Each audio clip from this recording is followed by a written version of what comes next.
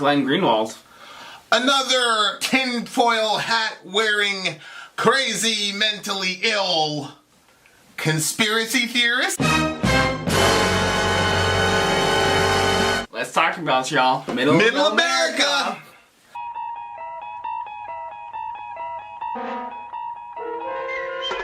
Well, we told you guys we had a second video coming tonight or this morning, and sure enough, it's 1:55.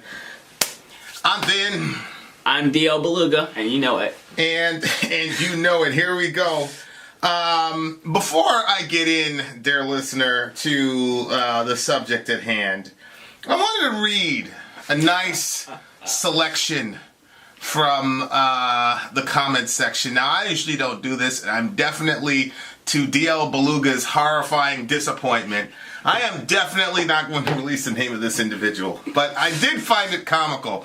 So in our last video, I talked about the psychological operations that have been ran by the members of the supposedly left-wing media. Ben Webb always corrects me; they're not left-wing, but you get the point. Yes. And the Silicon Valley big tech people. Yep. Of course.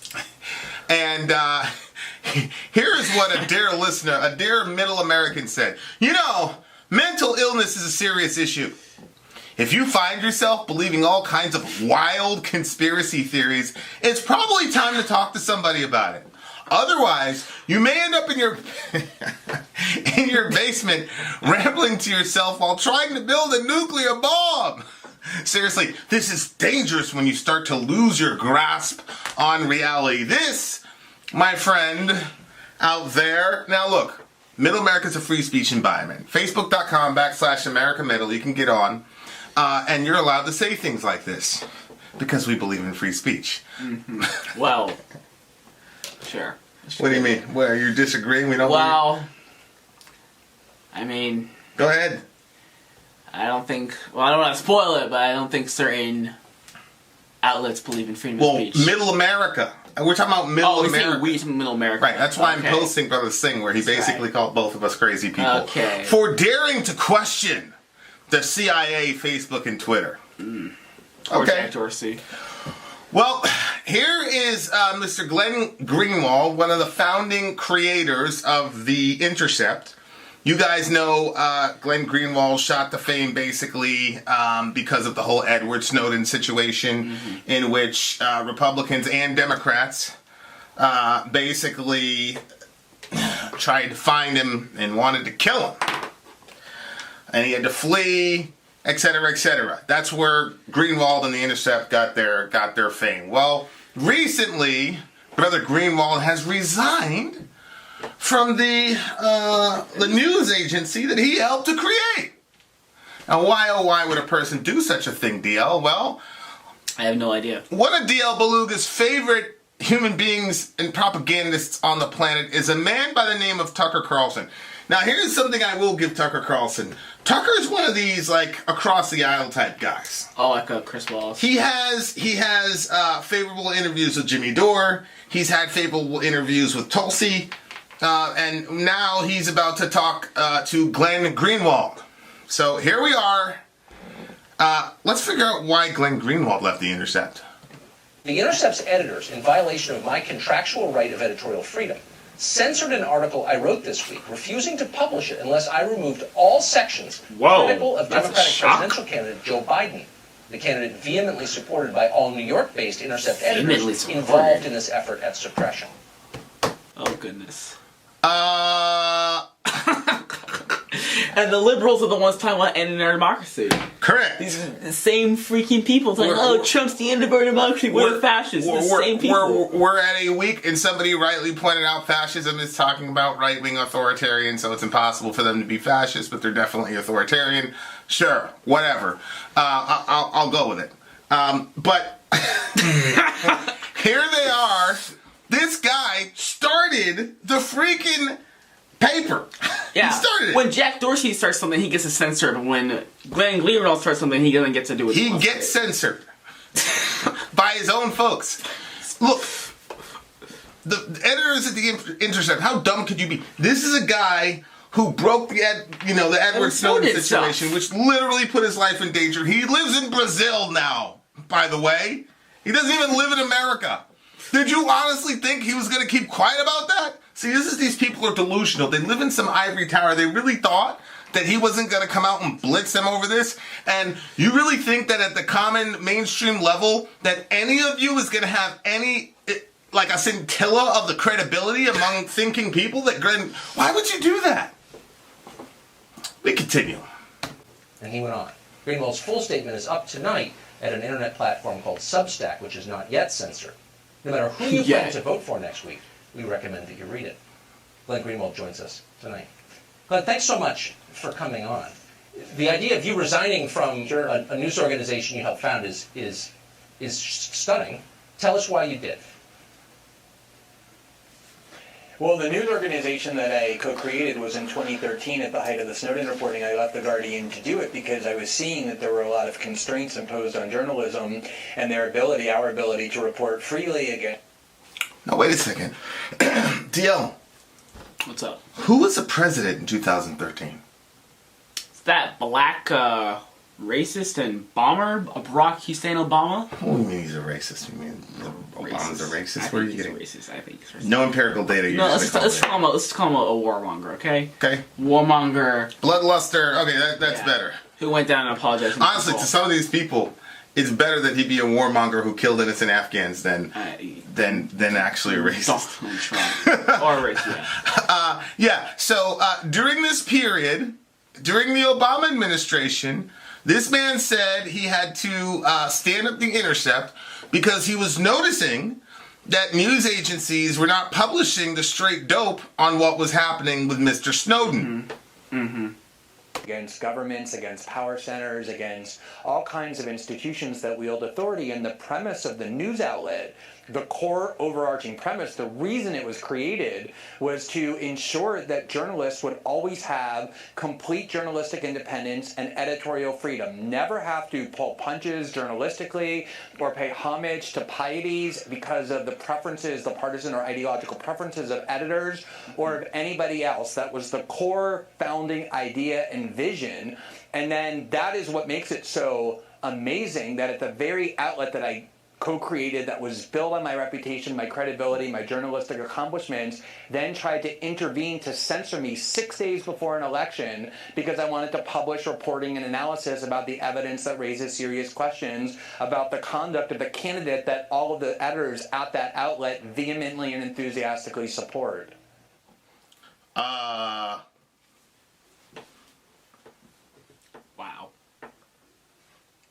There isn't a coordinated assault on free speech and not a coordinated attempt to manufacture consent and to create a certain curated persona of Mr. Biden? There isn't? Okay. I would imagine that some of our viewers don't read The Intercept. You live outside our country, which is one of the reasons I think you say what you think is true. Tell us what this portends for the future here in the United States. That's a very serious question. Look, if you're a liberal, you consider yourself a Democrat, the left, I don't care. You have to realize that what's happening is you're literally selling your American soul to this institution. You gotta understand that. Because the authoritarianism, the anti-constitutionalism, the anti-American values are clear as day.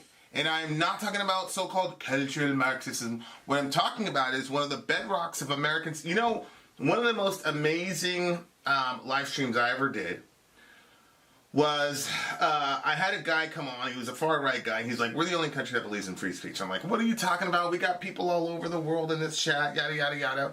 And he said, in England, you do not have freedom of speech the way that we have it. And I'm like, man, that's crazy. You don't know what you're talking about. And an English dude came on and said, no, that's true. Oh, wow. We don't have freedom of speech the way that y'all have it here in America. So when I say anti-Americanism, that's what I'm talking about.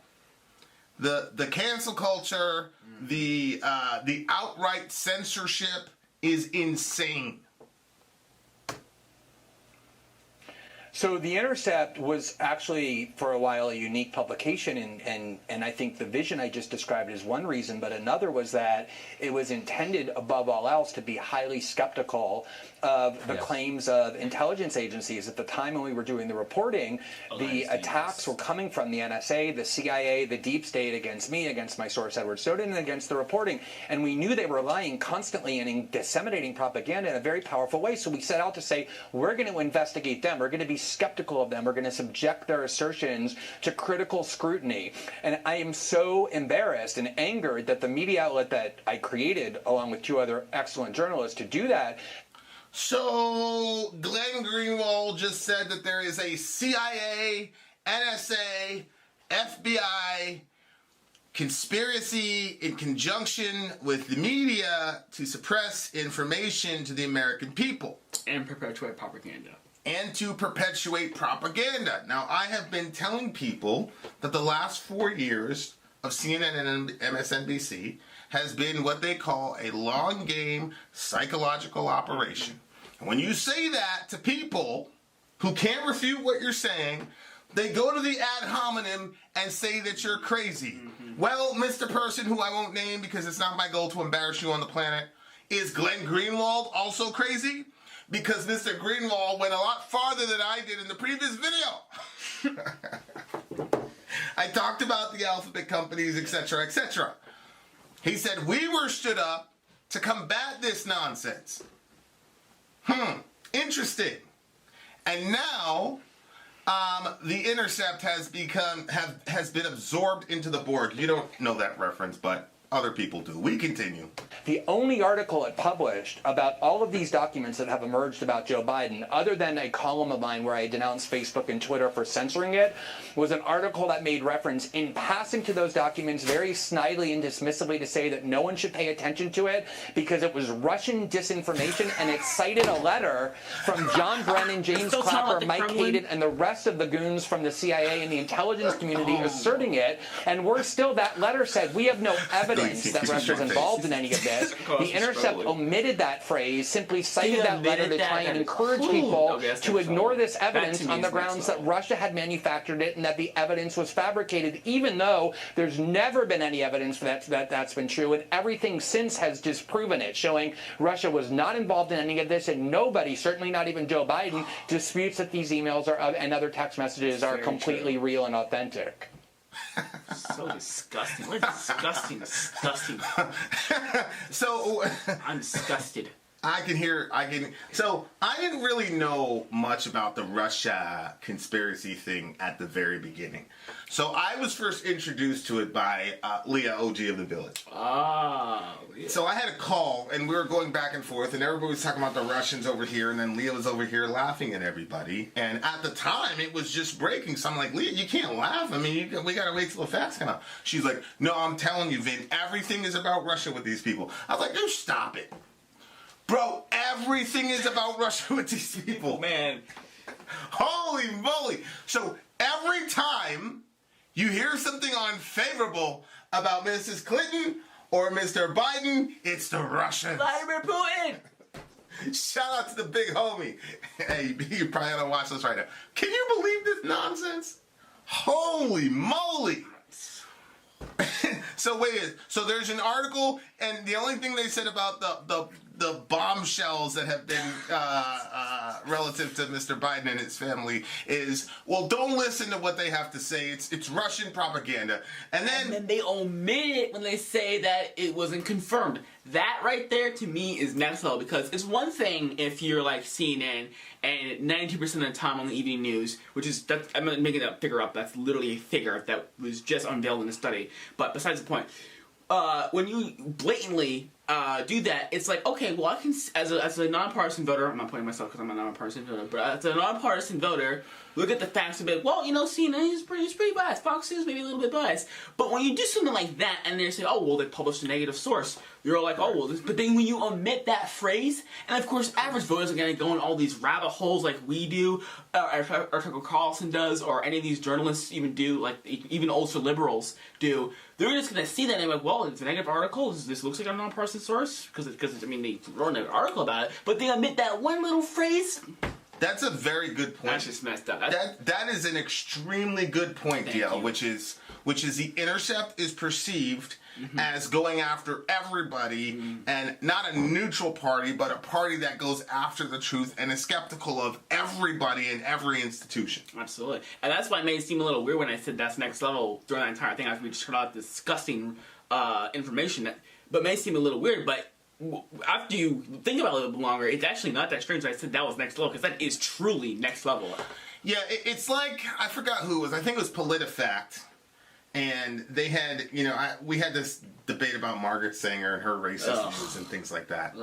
And PolitiFact posts the famous statement where she says, we don't want word to go out to the Negro that we're trying to, exterminate the black race. And then she says, the black minister is the perfect person. And then they to communicate, basically. Then they ended the quote there. But that was mid-sentence. The rest of the sentence said, should we run into any problems among their more rebellious constituents? So she was saying, in reality, we're going to use a black minister. We don't want word to go out that we want to get rid of black people. So we're going to use the black minister because he is the one that is able to quell the more rebellious neighbors. PolitiFact didn't even add an ellipses at the end. They cut her off. They omitted the more rebellious members line because it sounds racist, because it is. It's almost on the level of super predators. And then they said, oh no, she was being taken out of context. They literally took her out of context on purpose and did not, what you're supposed to do if you cut somebody off mid-sentence is drop an ellipses at the end. They didn't even do that.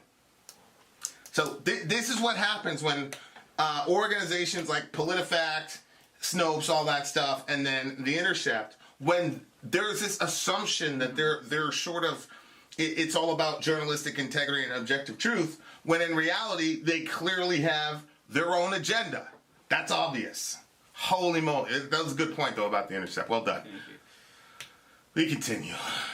It's horrifying. So what you're watching is agencies of the U.S. government turning their awesome and unconstrained powers against the American population.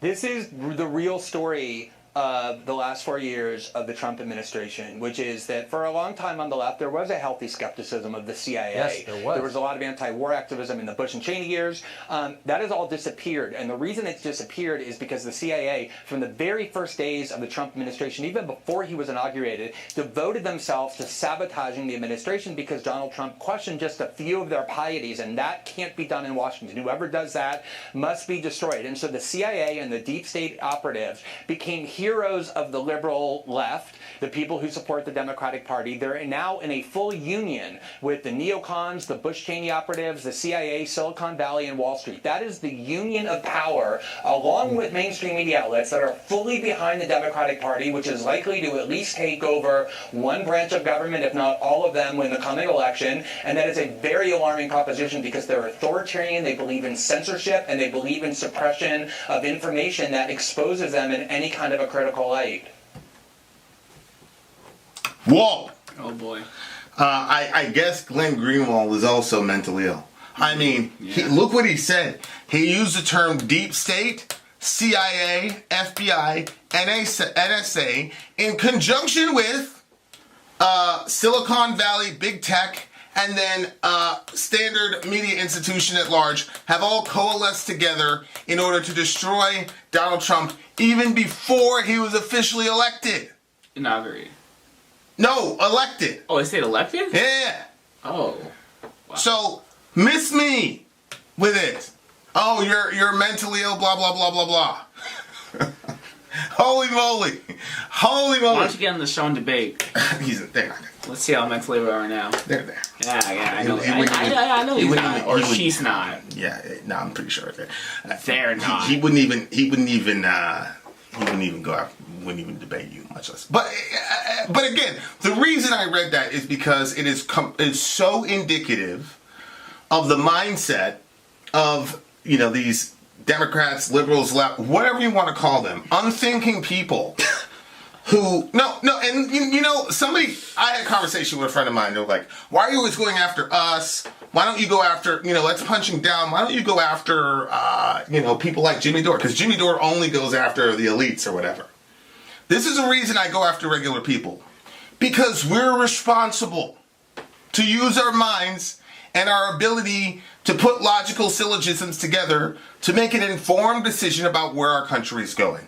If people couldn't vote to influence policy, procedure, and other things like that, then I would only go after the politicians. However, when you willingly surrender your mind to these people, you have got to be held accountable.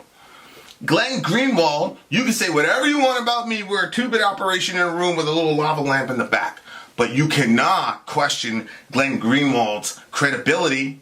And he just explained to you, the dude literally, in more detail, said what we said in the previous video a couple hours ago. Yep.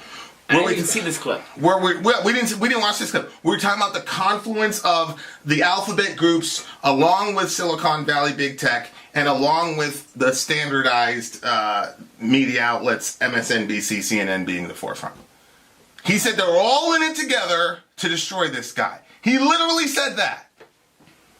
Well, maybe he's crazy. What about this? Maybe this guy's crazy too. This is Chuck Schumer. But he's taking these shots, this antagonism, this taunting to the intelligence community. You take on the intelligence community, they have 6 ways from Sunday at getting back at you. There's old Chuck Schumer there with a head full of conspiracy theories. Mm-hmm. Guys, this is she is conspiracy theories. Well, yeah, she's talking about how the Russians are going to freeze us out in Fargo and we're all going to freeze to death and all that. And I actually had somebody in the comment section be like, you can laugh all you want, but we really would die if the Russians did that. Holy moly. This is a country. Just so you know, the state of California has a higher GDP than Russia. Oh, and Russia too? Yeah. I thought Russia would be third. Holy moly. Oh, wow. Guys, that's Russia and Canada. We know what this is. These people do not believe that they are the same as you and I. They believe that they are above you and I and need to make decisions for you and I. DL is my son. There's certain information I will not tell him because he's my child. These people treat you like children. They determine what you're supposed to say, think, and believe.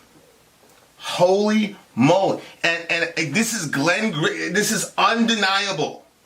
And my thing is, if you were so concerned about democracy and the viability of our democracy, how in the world can you justify this?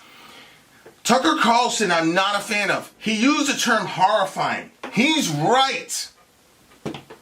We do not know. We're not going to know until 20, 30 years from now the psychological impact of social media. Mm-hmm. We won't know. And this was a very sophisticated, coordinated assault that I know for a fact had to be accomplished via hundreds of meetings and thousands of hours of planning. I know that for a fact. Oh boy. In order to make those coordinations with all those moving pieces and all of those variables, you gotta meet and discuss that shit for a very long time. So you think the FBI meeting with like CNN and stuff? Schumer's saying it, Greenwald is saying it. Who else do you need to hear it from? This is the thing that kills me about these people. Like, you think they actually had hundreds of actual meetings where they sat down? I would bet your life on it. Like, who would be in these meetings? Like, James Comey and, like... Yeah, Comey. Yeah, for sure. And, the head of CNN? Or, Comey, Miller, CNN, MSNBC, the whole 9 yards. I mean, he said it himself. This is a coordinated assault from all these different elements. And do not forget Facebook and Twitter. This is just a fact. They had that lady from Twitter on the Joe Rogan show, and Tim Pool brought her to task, and she didn't know what to do with herself.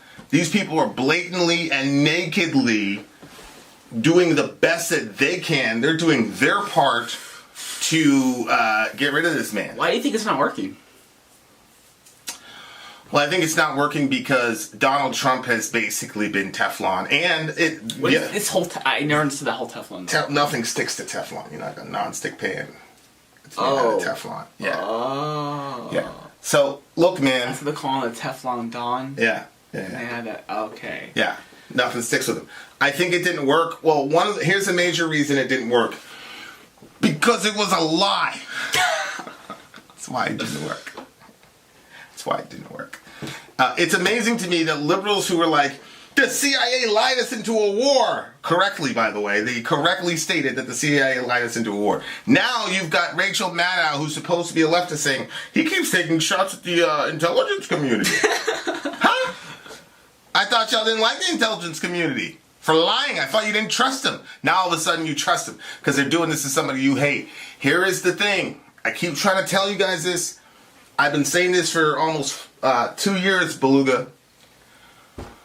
Whatever you co-sign from this cabal of very, very dangerous individuals, you also co-sign for it to happen in the other way. And please miss me with the Tukokwe stuff. There is no analogy on the Republican side to this nonsense. When the Republicans... Not even Watergate. This is ridiculous. It's unbelievable. Look, when the Republicans... No, I just said that just to make sure the liberals got the message. I don't actually think that Watergate's made a percent of correct nonsense. You're 100% correct. Guys, come on. Come on, we know what this is. We see what this is. There is no analogy on the Republican side for what we're seeing here. It's impossible because it is obvious that the Silicon Valley big tech folks are decidedly on one side. That's a fact. It's just a fact. Alphabet, Facebook, and Twitter are all have the same agenda. And mainstream news, CNN, MSNBC. Yeah. And when I say Alphabet, I mean Google. Not the Alphabet company. That's I hear you. I hear you. It's why our videos will be demonetized for all eternity. This stuff is absolutely crazy. It's crazy. And if you don't see how absolutely horrific it is, say what you want about Mr. Trump, he's still a United States citizen. But what happens is these propagandists and psychological operators have done such a good job of brainwashing you into really believing that this dude is an orange demon walking around about to destroy America, that they can now do any sort of violation of his freedoms and you will non-critically say, great, whatever it takes. It's just like the right-wingers who were celebrating when Mr. Obama killed Anwar al-Awlaki without having him stand trial in Turkey. Yeah, that's what like Tulsi. They were celebrating it, not realizing, wait a second, this is an American citizen, and if he can do that in broad daylight to an American citizen, what's going to happen if he turns his guns on me? So what's going to happen, liberals, when the Republicans say, all right, screw that, we're going to go here. But let me tell you something about Republicans. They hated Trump. It's true. They launched a Never Trump campaign while he was running for office. But the Republican Party said, well, the people want him. What are we going to do? All right, he's our guy. Let's fall in. You know, the DNC did the same thing with Bernie. They hated him, but he said, you know what? If the people like him, we'll put him up there. Correct. Oh, wait. They didn't. I think they stole that election. They didn't. They stole the election. Correct. So, and then poor Bernie endorsed Hillary so that when he got exposed, he couldn't do anything. Correct. 50 plus times he went around and campaigned for her. He was going to states that she refused to go to. And how did they thank him? Blaming him for their epic loss. Look, if you're on the left and you think all these violations of people's rights are cool, go for it, man. Go for it. I'm telling you, you're going to reap what you sow. Unbelievable stuff. Shout out to the big homie Glenn Greenwald for telling the truth. Unbelievable stuff. Love your neighbor. Take care of each other. Middle America. We are the media. Till next time, guys.